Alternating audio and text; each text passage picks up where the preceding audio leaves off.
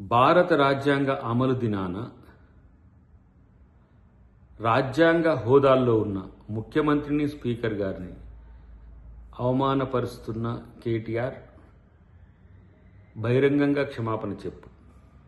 ఎందుకంటే రాజ్యాంగబద్ధ హోదా సభాపతి, సభలో నువ్వు ఒక సభ్యుడివే. సభాపతిని ధృతరాష్ట్రంతో పోల్చడం అనేది ఏ సంస్కారం, ఏ సంస్కృతి, ఎవడు నేర్పిండు?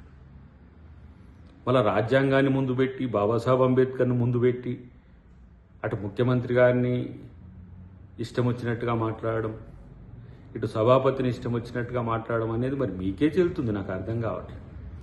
ఒకవైపు మీ నాయనేమో రాజ్యాంగం వల్లనే తెలంగాణ వచ్చిందని చెప్తూ భారత రాజ్యాంగాన్ని మార్చమన్న గనుడు, మీరేమో రాజ్యాంగాన్ని ముందు పెట్టి నువ్వు నాటకాలు వేయడమే కాకుండా నాటకాలు ఏపిస్తూ రాజ్యాంగ హోదాల్లో ఉన్న వాళ్ళని అవమానపరచమని చెప్పి రాజ్యాంగం చెప్పిందా? ఇదేనా రాజనీతి? ఇదేనా మీకు తెలిసిన రాజకీయం? ఇలాంటి ఒక అహంభావ ధోరణి ఉండడం వల్లనే మీకు ఈ స్థితి వచ్చిందని ఇప్పటికీ తెలుస్తలేదా? మరి ఎవడో ఆ కంటెంట్ ఇచ్చింది కానీ సభాపతిని అగౌరవపరచమని ఉన్నదా? అయితే ఇలా 10 మంది ముందు చర్చ పెడుతున్నావు కదా, మరి 39 మందిని మీరు చేర్చుకున్న రోజు మరి మిమ్మల్ని ధృతరాష్ట్రుని దాటి ఏమనాలి? మరి ఇలాంటి ధోరణిని మీరు చేసిన ఏవైతే రాజ్యాంగ ద్రోహం ఉందో అలాంటి వాటిని అన్నీ ఈరోజు ప్రజలు మననం చేసుకున్నారు కాబట్టి మిమ్మల్ని అధికారంలోకి రానియాలి. అయినప్పటికీ కూడా ఇంకా మీ యొక్క ధోరణిలో మార్పు రాలి.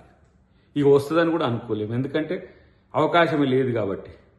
ఒక ఫ్రస్ట్రేషన్తో మీరు చేస్తున్న నాటకాలు ఏవైతే ఉన్నాయో ఆ నాటకాల్ని ప్రజలు తిరస్కరించిండ్రు, తిప్పికొట్టిండ్రు. అయినప్పటికి కూడా ఆగట్లేదు. సో కాబట్టి ఇలాంటి స్థితి మీకు రావడం దురదృష్టకరమే. అయినప్పటికీ కూడా ఏం చేస్తాం? మీ సోదరి అన్నది కదా, కర్మ రిటర్న్స్ అని చెప్పి.